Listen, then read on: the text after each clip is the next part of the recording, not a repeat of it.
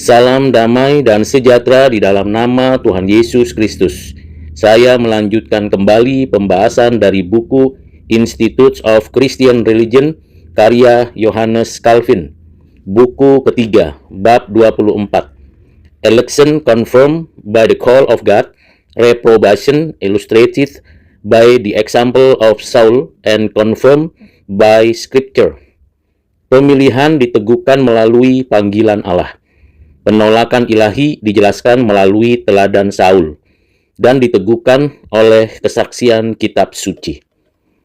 Calvin membuka bab 24 ini dengan menegaskan bahwa pemilihan kekal Allah tidak dibiarkan tanpa kesaksian dalam sejarah manusia. Pemilihan yang tersembunyi dalam kehendak Allah dinyatakan melalui panggilan Injil. Panggilan menjadi sarana Allah meneguhkan pemilihannya. Dengan demikian, orang Kristen tidak dibiarkan berada dalam ketidakpastian mutlak. Allah tidak hanya menetapkan keselamatan, tetapi juga menyingkapkannya. Kepastian pemilihan lahir dalam relasi dengan firman Allah. Pemilihan tidak boleh dicari dalam spekulasi batin. Banyak orang tersesat karena ingin menembus kehendak Allah yang tersembunyi.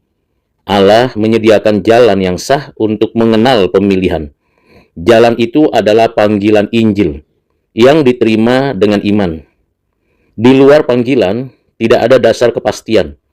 Iman belajar berjalan dalam terang wahyu, bukan bayang-bayang spekulasi. Saudara yang kekasih di dalam Kristus, Calvin menghubungkan pemilihan secara erat dengan Kristus. Kristus adalah pusat dan cermin pemilihan Allah. Di dalam Kristus, pemilihan menjadi nyata dan dapat dikenali. Di luar Kristus, manusia hanya menemukan kebinasaan. Karena itu, mencari pemilihan di luar Kristus adalah kesalahan fatal. Kepastian keselamatan selalu bersifat kristologis. Iman kepada Kristus merupakan tanda pemilihan. Iman bukan penyebab pemilihan, melainkan buahnya. Ketika seseorang merespons Injil dengan iman sejati, ia melihat karya Allah di dalam dirinya. Iman ini tidak bersumber dari kehendak manusia. Ia adalah hasil pekerjaan Roh Kudus. Dengan demikian, panggilan efektif menyingkapkan pemilihan. Bahaya kalau kita mengukur pemilihan dari pengalaman emosional semata. Perasaan manusia berubah dan tidak stabil. Kepastian iman tidak boleh digantungkan pada suasana batin. Sebab Allah memberikan tanda objektif melalui firman-Nya dan sakramen yang dinyatakannya. Karena itu, ketekunan dalam iman menjadi bukti karya Allah. Sebab pemilihan dikenali melalui buah yang bertahan. Sejalan dengan itu, penolakan ilahi atau reprobasi. Alkitab tidak hanya berbicara tentang pemilihan. Alkitab juga berbicara tentang mereka yang ditolak Allah. Karena penolakan ini bukan hasil kebetulan sejarah, sebab itu Allah menyatakan bahwa mereka yang ditolak berada dalam rencana Allah yang adil. Namun pembahasannya harus dilakukan dengan kehati-hatian, sebab itulah firman Allah menjadi batas pembicaraannya. Saudara yang kekasih di dalam Kristus, Calvin menggunakan Saul sebagai contoh utama reprobasi. Saul dipilih sebagai raja atas Israel melalui panggilan Allah. Namun, Saul kemudian ditolak karena ketidaktaatannya. Tentunya, penolakan ini tidak terjadi secara tiba-tiba. Sebaliknya, Allah menarik rohnya dari Saul secara adil. Kita tahu kisah Saul menunjukkan bagaimana panggilan eksternal tidak selalu disertai pemilihan. Disinilah kita belajar sejarah Saul menjadi peringatan serius. Penolakan Saul tidak menjadikan Allah berubah pikiran. Justru Allah sejak semula mengetahui akhir Saul ini. Namun Allah bekerja melalui proses sejarah, sehingga penolakan itu dinyatakan secara bertahap. Dengan demikian, manusia tidak dapat menuduh Allah tidak konsisten, karena kehendak Allah tetap teguh dan benar. Inilah sejarah yang menyingkapkan apa yang telah ditetapkan. Ada anggapan bahwa Saul pernah termasuk orang pilihan sejati. Tentunya kita perlu membedakan antara panggilan lahiriah dan panggilan efektif. Alkitab memberikan pengertian dan pengajaran kepada kita. Saul menerima jabatan dan karunia eksternal, namun Saul tidak menerima pembaharuan hati. Itulah sebabnya karunia tidak selalu menjadi tanda pemilihan. Karena pemilihan selalu disertai pembaharuan batin, pembedaan inilah yang sangat penting secara teologis. Banyak orang tampak berjalan bersama Allah untuk sementara waktu. Padahal mereka terlibat dalam kehidupan religius. Mereka menerima berkat dan tanggung jawab. Namun sesungguhnya mereka tidak berakar dalam iman sejati. Ketika pencobaan datang, mereka jatuh. Disinilah fenomena ini telah disaksikan pada apa yang tertulis dalam Alkitab. Karena itu, gereja tidak boleh terkejut olehnya. Saudara yang kekasih di dalam Kristus, Calvin mengaitkan pembahasan ini dengan peringatan pastoral. Orang Kristen tidak boleh bersandar pada tanda-tanda lahiriah semata. Keanggotaan gereja tidak menjamin keselamatan, sebab jabatan rohani tidak menjamin pemilihan. Sebaliknya, yang penting adalah ketekunan dalam iman. Itulah buah roh yang menjadi tanda yang sahih. Kehidupan yang baru menjadi bukti karya Allah. Allah adil dalam menolak mereka yang jatuh. Karena penolakan tidak terjadi tanpa alasan moral. Sebab mereka yang binasa karena ketidaktaatan mereka sendiri.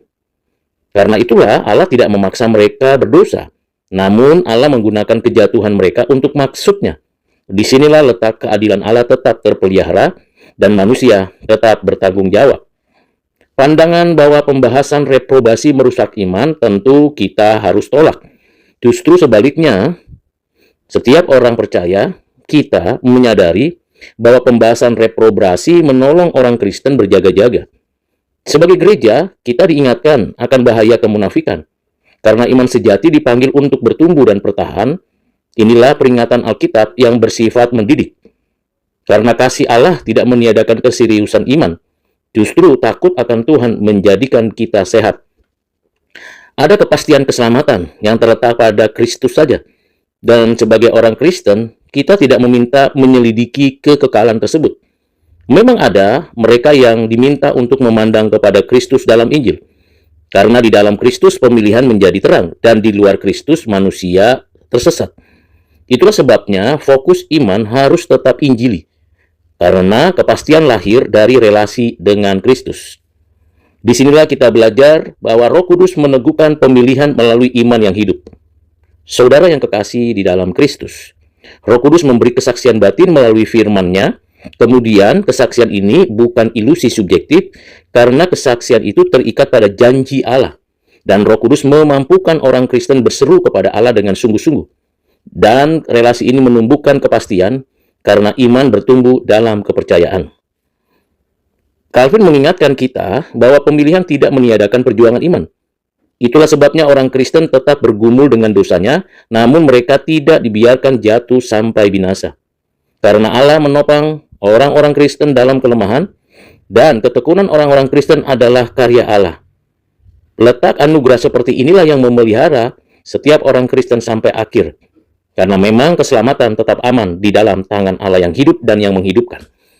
Saudara yang kekasih di dalam Kristus, Calvin menutup pembahasan ini dengan menegaskan keseimbangan antara penghiburan dan peringatan. Pemilihan ini memberikan penghiburan yang besar, karena reprobasi memberikan peringatan yang serius. Keduanya harus diajarkan bersama, karena ketika salah satunya diabaikan, iman menjadi timpang. Di lain pihak, kita tahu Alkitab menjaga keseimbangan ini dan gereja harus setia padanya. Bab yang ke-24 ini menunjukkan bahwa Allah bekerja melalui sejarah secara konkret, dan pemilihan serta penolakan tidak bersifat abstrak. Keduanya dinyatakan dalam hidup yang nyata pada kehidupan manusia. Berdasarkan inilah, teologi tidak terpisah dari kehidupan, dan iman senantiasa diuji dalam perjalanan waktu. Sebab Allah setia memelihara umatnya, dan kehidupan kita menjadi arena karya Allah. Calvin mengarahkan pembaca kita kepada sikap iman yang rendah hati. Manusia tidak dipanggil untuk menghakimi Allah, kita dipanggil mempercayai janjinya. Kepastian iman inilah yang bertumbuh dalam ketaatan dan ketekunan menjadi tanda anugerahnya. Hidup diarahkan kepada kemuliaan Allah, dan segala kemuliaan menjadi tujuan akhir bagi orang percaya. Kemuliaan bagi Allah di tempat yang maha tinggi. Implikasinya, pertama, Secara teologis, bab 24 ini mengajarkan kepada kita kepastian keselamatan yang bersifat injili dan kristosentris. Karena pemilihan tidak dicari dalam spekulasi metafisik, tetapi dikenali dalam panggilan dan iman kepada Kristus. Itulah sebabnya gereja dipanggil menjaga keseimbangan antara penghiburan dan peringatan. Di dalamnya ada anugerah yang sungguh-sungguh, dan anugerah itu tidak meniadakan keseriusan iman. Sebab Allah dimuliakan melalui kebenaran yang utuh. Implikasi teologis kedua, dalam konteks pastoral, ajaran ini menolong gembala membimbing jemaatnya secara bijaksana. Karena jemaat diarahkan kepada Kristus, bukan kepada introspeksi berlebihan. Kepastian iman yang demikian dibangun di atas janji Allah, dan gereja memberikan peringatan tanpa meniadakan penghiburan. Kehidupan bergereja seperti itu membentuk kesetiaan dan kerendahan hati, karena pastoral menjadi sarana anugerah. Implikasi yang ketiga, dalam kehidupan etis, bab 24 ini menegaskan pentingnya ketekunan iman. Hidup orang Kristen bukan sekedar awal yang baik. Hidup orang Kristen menuntut kesetiaan sampai akhir di dalam anugerah Allah yang mendorong ketaatan, bukan kelonggaran. Letaknya pada kekudusan hidup sebagai buah yang dinyatakan pada diri orang Kristen di dalam kerangka pemilihan Allah. Kehidupan yang baru menjadi kesaksian Injil, dan etika Kristen berakar pada anugerah. Implikasi teologis yang keempat, dalam kehidupan kita bergereja, kita tahu bab 24 ini membentuk komunitas yang waspada dan rendah hati. Tidak ada ruang bagi kesombongan rohani, dan jabatan dan pelayanan tidak menjadi jaminan keselamatan. Semua berdiri oleh belas kasihan Allah, karena gereja dipanggil hidup dalam kasih dan kesetiaan. Disinilah disiplin rohani dijalankan dengan penuh cinta kasih. Saudara yang kekasih di dalam Kristus, implikasi teologis yang terakhir, yang kelima, dalam spiritualitas pribadi, bab 24 membentuk iman yang tenang dan bertanggung jawab. Orang Kristen hidup dalam penghiburan anugerah Allah, namun mereka juga hidup dalam kewaspadaan rohani. Kita berdoa, membaca firman Tuhan, dan tekun di dalam menikmati sarana pemeliharaan Allah. Hidup yang tidak dikuasai kecemasan spekulatif, dan Allah dimuliakan melalui iman yang setia dan bertahan.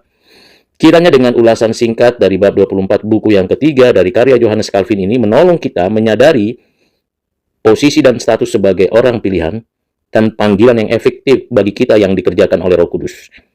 Kiranya kita makin tekun memberitakan Injil Yesus Kristus, dan kita menanti kedatangan Tuhan kembali. Ikuti terus buku ketiga, bab-bab yang selanjutnya. Tuhan Yesus memberkati. Amin.